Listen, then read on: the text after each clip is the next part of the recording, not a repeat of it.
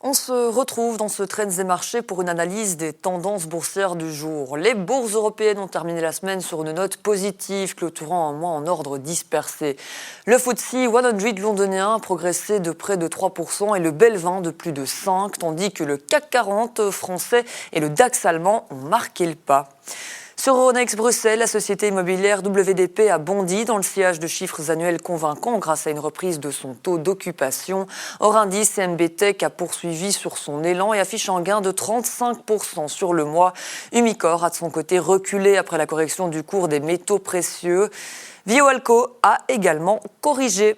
Et pour aller plus loin et plus en détail dans l'actualité transatlantique, Philippe Evrard est à mes côtés. Bonsoir Philippe. Bonsoir. Alors on le sait, on est pas mal bombardé par les nouvelles économiques et on a eu aussi finalement des infos macroéconomiques importantes. Est-ce qu'on peut faire un rapide tour d'horizon avec vous, Philippe ? Alors l'information du jour, vous en avez parlé, c'est la désignation de Kevin Warsh en tant que probable président de la Fed.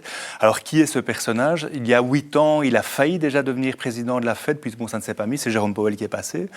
Actuellement, il est plutôt tenant, ce n'est pas une surprise de la politique de Donald Trump, il veut une baisse des taux directeurs, mais par contre, il a une position peut-être un peu plus nuancée, un peu plus modérée, dans la mesure où, généralement, quand on fait une baisse de taux d'intérêt, c'est une politique accommodante. Généralement, on injecte des liquidités dans le système, économique. Comment ? En achetant des actifs. Donc, on a une banque centrale qui a beaucoup d'actifs dans son magasin, si vous voulez. Et en fait, il est plutôt étonnant de vouloir les vendre, de pouvoir diminuer cette taille d'actifs. Donc, en fait, il y a une position un peu plus accommodante. Les marchés ont un peu salué ça parce que, justement, il est un peu plus dans la droite ligne de ce qu'on a comme politique. Mais bon, voilà, vous en avez parlé. Il y a également le dollar qui a un peu remonté. Alors, il y a d'autres informations sur les États-Unis ? Alors, pas beaucoup de nouveautés. On a du Trump qui fait du Trump, qui menace le secteur aéronautique canadien de nouvelles taxes. Il menace également les pays qui vendent du pétrole à Cuba. Il se brouille avec le Royaume-Uni, donc rien de neuf sous le soleil. Par contre, en Europe, là, on a eu aussi des données relativement intéressantes au niveau de la croissance économique. En Italie, en Allemagne, en France et dans la zone euro. Ce qu'on peut dire, c'est que la croissance en France est plutôt stable. En Allemagne, elle a surpris positivement. On l'attendait à 0,3% pour le dernier trimestre. Elle est plutôt à 0,6%.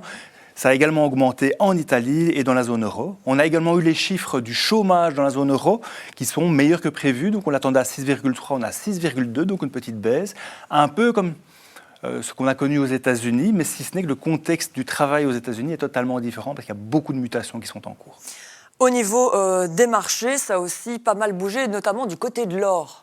Oui, effectivement. Donc l'or a pas mal progressé ces temps-ci, mais depuis 2 jours, c'est l'effondrement. Donc moins 8% hier, moins 8% aujourd'hui.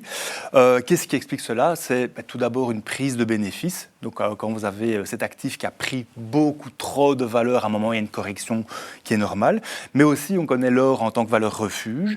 Et en fait, les risques sont en train d'un tout petit peu diminuer, notamment les tensions entre les États-Unis et l'Iran, ce qui explique ce revirement.